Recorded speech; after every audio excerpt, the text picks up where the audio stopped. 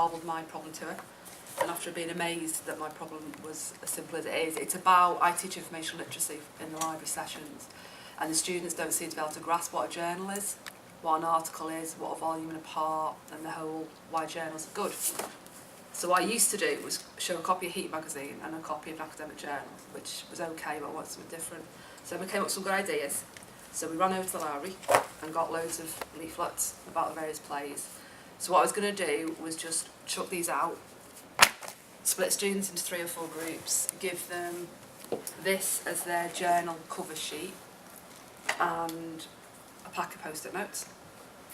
And they're going to make their own journals up. So I'd give them a theme. So there's some leaflets there about travel and transport, so one would have to make a journal up in that way. There'd be a dance journal, a play journal. I thought it worked really well, because there's still then a coherent theme of it being about theatre, so yeah. Because it's again the understanding that journals come in series, and so there's an overarching theme as well, so we thought actually it worked on multiple levels. It did. And these are for, as well, to make the references up, because they really struggle with understanding what a journal reference is. So they thought they could put references on, and again, all that being part of their index.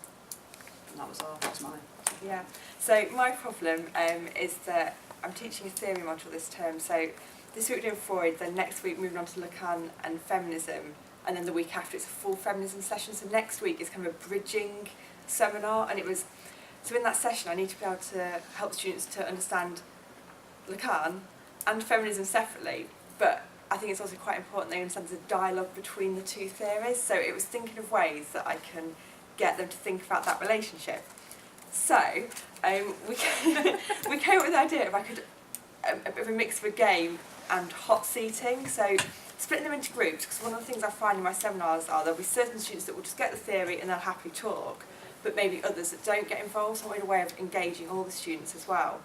So they're going to be in teams, one's Team Lacan, one's Team Feminism, in the broadest sense, and I thought lady hat, we'll go down the stereotype route and get them to kind of engage in that idea, so quite a feminine hat suggestively, and then a suggestively phallic symbol.